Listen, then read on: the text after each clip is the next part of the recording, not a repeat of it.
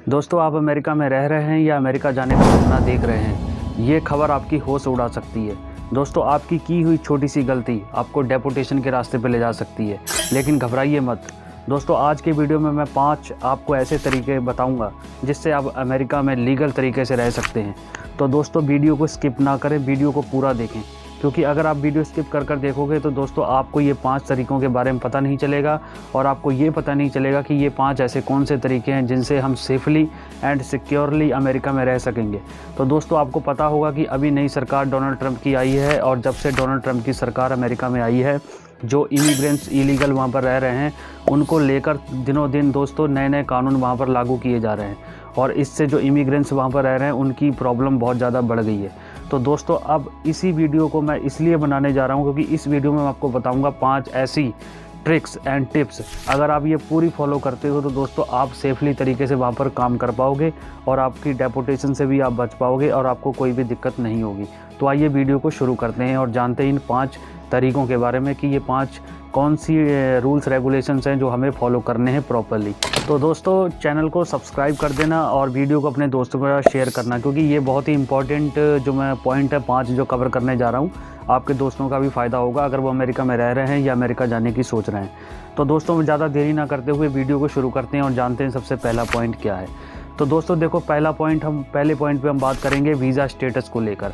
तो दोस्तों, अगर आप अमेरिका में रह रहे हो, सबसे पहले आपको एक काम करना है, आपका जो वीज़ा स्टेटस है आपको उसको अपडेट कराना है, क्योंकि अगर आपका वीज़ा ओवरस्टे हो जाएगा और फिर भी आप वहाँ पर रहोगे ओवरस्टे वीज़ा पे, तो दोस्तों आपको डेपोटेशन होने के चांस पूरे हो सकते हैं। और अब अगर आप इस केस में पकड़े जाते हो, अगर आपका वीज़ा वैलिड नहीं है और अनवैलिड हो चुका है और आपने फिर भी अपने वीज़ा पे ध्यान नहीं दिया और आप जिस डॉक्यूमेंट्स पे वहाँ पर गए हो, दोस्तों आपको ये तो पता होगा कि वैलिड कोई ना कोई प्रूफ हमारे पास ज़रूर होना चाहिए अगर हम किसी भी कंट्री में रहना चाहते हैं, चाहे वो अमेरिका हो चाहे फिर वो कोई भी हो।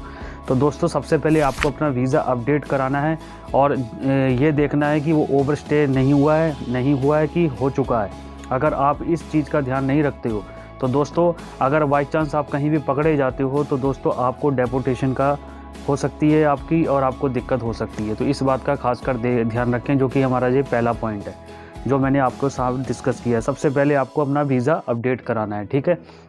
और दोस्तों, जो हमारा दूसरा पॉइंट ये है कि अगर आप अमेरिका में रह रहे हो तो अगर आप वहाँ पे एक काम के पर्पज़ से गए हो, बहुत से लोग टूरिस्ट वीज़ा सिर्फ यूज़ करते हैं क्योंकि घूमने में जाते हैं। आपको पता होगा कि जो काम का वीज़ा होता है अमेरिका में, अगर हमें कोई काम करना हो तो वो H1B वीज़ा होता है। तो दोस्तों, हमें ये ध्यान रखना है कि अगर हम वहाँ पर काम करना है तो दोस्तों हमें अपना वर्क परमिट वहाँ पर इशू करवाना चाहिए।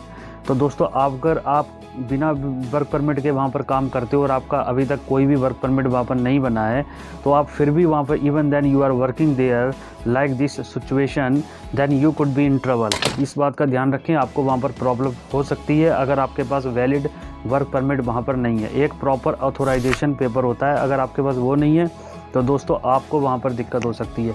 अगर आपको वर्क परमिट बनवाना है तो आप किसी अपने जो लॉयर है उसकी सलाह लीजिए और आपका जो लॉयर है वो किसी कंपनी से आपका टाई अप करवा देगा और वहाँ से आपको ऑफ़र लेटर दिलवा देगा किसी कंपनी का।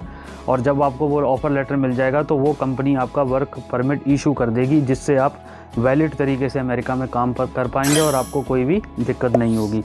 ये हमारा दूसरा पॉइंट है, ठीक है। अगर आप क्या नाम लेते हैं विदाउट वर्क परमिट वहाँ पर काम करते हैं तो आपकी डेपोटेशन भी वहाँ पर हो सकती है इन केस में अगर तुम वहाँ पकड़े जाते हो। तो ठीक है दोस्तों, अब हम बात कर लेते हैं हमारा तीसरा पॉइंट की।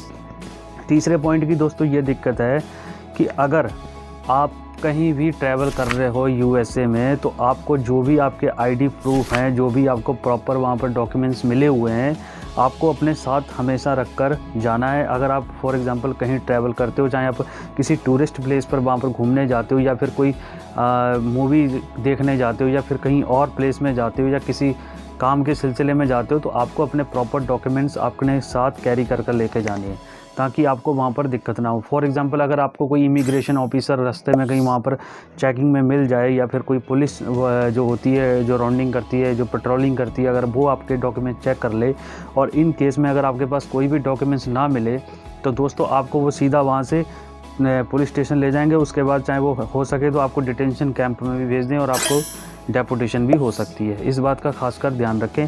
Proper documents, valid ID proof आपके साथ होने चाहिए ताकि आपको कोई दिक्कत ना हो। दोस्तों ये हमारा तीसरा पॉइंट था। और दोस्तों अब बात कर लेते हैं हमारे जो चौथे पॉइंट की। देखो चौथा पॉइंट हमारा ये है कि अगर आपको लगता है कि आपका वीज़ा जो आपने वैलिड, चाहे आपके पास वर्क परमिट है, चाहे आपके टूरिस्ट वीज़ा है, आपको लगता है कि आपके वीज़ा में कोई प्रॉब्लम है या इन फ्यूचर वहाँ पे इस पर कोई प्रॉब्लम आने वाली है, तो आप कोई अच्छा सा लॉयर, अमेरिकन जो लॉयर होते हैं उनकी सलाह लें। उनकी सलाह लेकर ही प्रोफेशनल तरीके से, जो कानूनी तरीका जो होता है उससे अपने वीज़ा को वैलिड करवाएं, रिन्यू करवाएं, क्योंकि ताकि आपको दिक्कत ना हो। क्योंकि अगर आप विदाउट किसी की सलाह लिए, जिसको नॉलेज है, अगर आप उसकी सलाह नहीं लेते हो और विदाउट ही कोई इन्फॉर्मेशन स्टेप उठा लेते हो, तो इन केस में आपका केस ख़राब हो सकता है और जिससे आपको वहाँ पर डेपोटेशन का सामना भी करना पड़ सकता है। इस बात का ध्यान रखें। प्रोफेशनल तरीके से कोई अच्छा सा लॉयर वहाँ पर हायर कीजिए, उसकी सलाह लीजिए। वो जो आपको बताएगा कि क्या इमिग्रेशन के रूल्स होते हैं, क्या इमिग्रेशन डिपार्टमेंट में रूल्स हैं, उसी के अकॉर्डिंग ही जो वो बताएगा उसी के अकॉर्डिंग ही अपना फ़ैसला लीजिए और उसी से अपना वैलिड, अपने जो भी अपने डॉक्यूमेंट्स हैं वो सारे रिन्यू करवाइए और अपने सही डॉक्यूमेंट पे आप वहाँ पर रहिए। तो इस बात का खासकर ध्यान रखें। ये हमारा चौथा तरीका है। और दोस्तों हमारा जो पाँचवा तरीका है ये है कि आपको पता होगा कि हाल फिलहाल में ही डोनाल्ड ट्रंप की सरकार अमेरिका में बनी है और डोनाल्ड ट्रंप की जब से सरकार आई है वहाँ पर इमिग्रेशन जो रूल्स रेगुलेशंस हैं बहुत ज़्यादा स्ट्रॉन्ग हो चुके हैं। और उस केस में दोस्तों आपने सुना होगा कि हाल फिलहाल में ही जो 30 डेज़ रजिस्ट्रेशंस नया रूल्स वहाँ पर लागू किया है कि कोई भी अगर टूरिस्ट वहाँ अमेरिका घूमने जा रहा है या फिर वो वैलिड डॉक्यूमेंट्स पे रह रहा है या फिर कोई अनलीगल जो इमिग्रेंट्स हैं, बॉर्डर क्रॉस करके गए हैं, चाहे मैक्सिको बॉर्डर क्रॉस करके आए हैं, तो दोस्तों उनके लिए अब वहाँ पर 30 डेज़ रजिस्ट्रेशन रूल्स नया लागू किया गया है कि 30 डेज़ के अंदर अपना रजिस्ट्रेशन करवाना अनिवार्य है। तो दोस्तों इसके लिए मैंने एक प्रॉपर वीडियो बना रखी है कि 30 डेज़ रजिस्ट्रेशन रूल्स है क्या और इसे कैसे, मतलब वहाँ पर क्या क्या इसमें रूल्स रेगुलेशंस हैं और क्या कैसे इसको फिल करना है फॉर्म को और क्या नाम लेते हैं। और भी मैंने बहुत कुछ उसमें डिस्कस किया हुआ, आपको आई बटन पे लिंक मिल जाएगा और आपको इस साइड पे मेरे थंबनेल भी दिख रहा होगा। इस थंबनेल पे जाकर आप वीडियो पूरा देख सकते हो और डिस्क्रिप्शन में लिंक भी दे दूँगा। तो दोस्तों इस वीडियो में मैंने सारा बताया है 30 डेज़ रूल्स रेगुलेशन के बारे में। तो आपको ध्यान रखना है कि मेरा कहने का मतलब ये है कि जो भी इमिग्रेशन डिपार्टमेंट अमेरिका का है, अगर वो कोई भी रूल्स रेगुलेशंस, नए कानून लॉ लेके आता है अमेरिका में, तो आपका काम है उसको फॉलो करना। अगर आप अमेरिका के रूल्स रेगुलेशंस को फॉलो नहीं करोगे, इमिग्रेशन डिपार्टमेंट अगर वहाँ पर कोई लॉ नए लाता है और आप उसको फॉलो नहीं करोगे, आप उनका उल्लंघन करोगे, तो दोस्तों इस केस में आप डिपोर्ट हो सकते हो वहाँ से और आपको हो सके तो परमानेंटली बैन भी किया जा सकता है। तो इस बात का खासकर ध्यान रखें। तो दोस्तों ये 5 पॉइंट थे जो मैंने आपके साथ कवर किए हैं। तो दोस्तों अगर आपको इनमें से कोई भी पॉइंट बहुत मेन और समझ आया हो तो आप मुझे कमेंट में ज़रूर बताइए कि अगर मैंने कोई भी मिस्टेक भी अगर इसमें की है तो आप मुझे कमेंट में बताइए कि इसमें ये मिस्टेक है, तो मैं आपको रिप्लाई भी करूँगा। और दोस्तों अगर आपको वीडियो अच्छा लगा हो तो चैनल को सब्सक्राइब, लाइक ज़रूर कर लीजिए, क्योंकि ऐसी ही लेटेस्ट जो इमिग्रेशन पॉलिसीज़ हैं, इन्फॉर्मेशंस हैं, इनसे रिलेटेड मैं वीडियो इस चैनल पर लाता ही रहता हूँ। तो दोस्तों अगर आपका कोई सवाल है और क्या नाम लेते हैं, आप हमें बेझिझक पूछ सकते हैं और हमारी जो वीडियो और भी हैं आप देख सकते हो प्रॉपर, क्योंकि मैंने बहुत सी वीडियो बना रखी हैं। तो दोस्तों क्या नाम लेते हैं, चैनल को सब्सक्राइब करना ना भूलें और हमें सपोर्ट कीजिए ताकि हमारे जो सब्सक्राइबर हैं और जो हमारा वॉच टाइम है वो बढ़ सके। तो दोस्तों मिलते हैं अगली वीडियो में, तब तक के लिए धन्यवाद।